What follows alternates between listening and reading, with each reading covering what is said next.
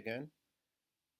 Due to the recent success of my latest video and, of course, due to popular demand, I've decided to show you guys how to design your own primers.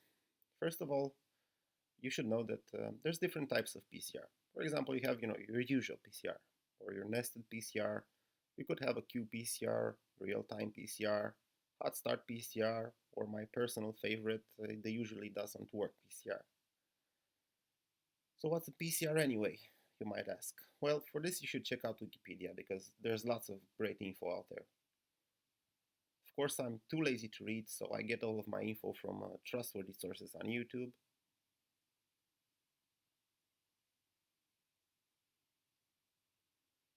So now that you know what a PCR is, you should also know that setting up your PCR reaction is really important. For this, there's some critical components you should consider in your PCR mix.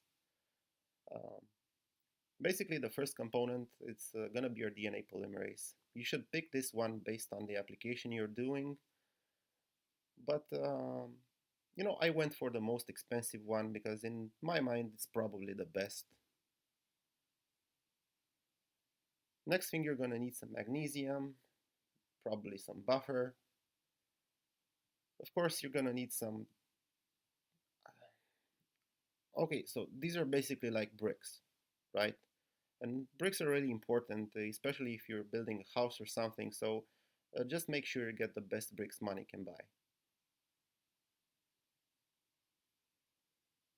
Again, because I'm too lazy to worry about all of this, I chose a PCR master mix. What's a PCR master mix? Well, you can think of it as being like the instant noodles of biology, right? You just add template, primers, and water, and heat up the mix a little bit. Next critical component, of course, and important one, it's gonna be your template DNA. Again, I like to keep things simple, so I just went for the colony PCR. Here you basically just get a toothpick, you scrape one of your colonies from your plate, and you just mix it into your PCR tube, making sure you're not leaving the toothpick in there.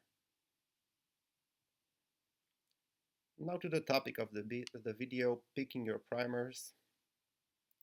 Of course, some would argue that there's online tools that pick primers for you, or some would say to pick multiple primers, to reduce the chance of failure. There's some people that swear by third-party apps and programs, but I'm here to ask you the following thing: are you worthy?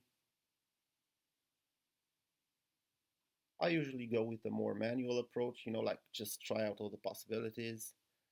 But if you're worthy, you should just design your own primers. There's a few things you should consider and know before designing your own primers. Like just common sense stuff.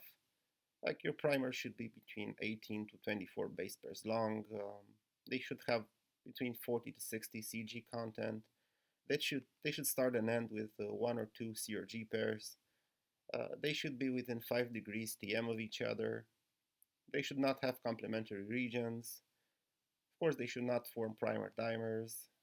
They should also be very specific. They shouldn't bind anywhere else in the genome, and some other stuff. I know. This seems overwhelming at first, but let me show you what I did. So basically, I used three programs.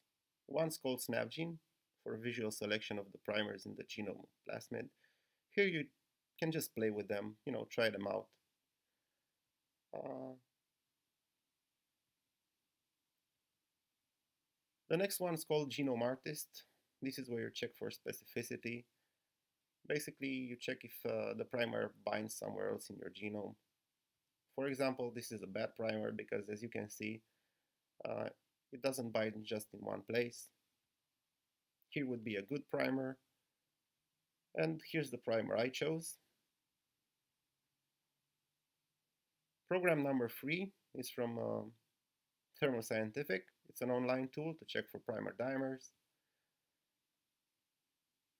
As you can see, there are no primer dimers inside here. So I know this may seem discouraging, but I'm telling you, just don't worry. Remember, these are just some guidelines. They're by no means mandatory. There is such a thing as paralysis by analysis, and like I always say, failing to act is acting to fail. So don't overthink it. Pick whatever primers you like, set up your PCR in the simplest way possible, and just hope for the best. And if your primers don't bind in the first try, like, just try a gradient.